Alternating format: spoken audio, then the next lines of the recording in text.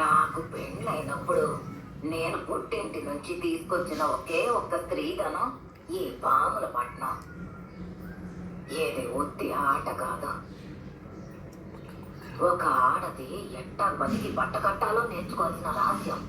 రోజు సంపాదించిన దుడ్డు ఖర్చులకు పోను 5-10 అని కొంచెమైనా జమ చేసి పెట్టినావంటే ఒక రోజు ఊహించని విధంగా ఏదో ఒకటి జరిగి ఉత్తి చేతులతో నిల్చోవలసి వచ్చినప్పుడు అన్ని రోజులు కష్టపడి ఒక్కో పైసా కూడబెట్టుకున్నదంతా ఎవరి సహాయం కోసం ఎదురు చూడకుండా మనకు ఉపయోగపడుతుంది.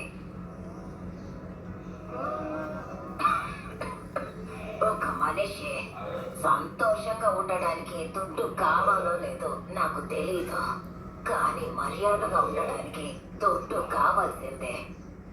జీవితంలో బతకడానికి ఎవరైనా దుడ్డు అవసరం లేదు అని చెప్పినారంటే వాళ్ళకి దుడ్డు సమస్య లేకుండా బతుకుతున్నారు కాబట్టి అట్ట చెప్తున్నారని అర్థం. అట్టంటోళ్ళ మాట విని మీరు కూడా అట్టాగే బతికినారంటే ఎట్టాగే అమ్మ నగలు దాచిపెట్టినదా, అయ్యా అమ్మ సొత్తు ఇవ్వకపోతారా అని పక్క వాళ్ళని అడుక్కుంటూ తిరగాల్సి వస్తుంది.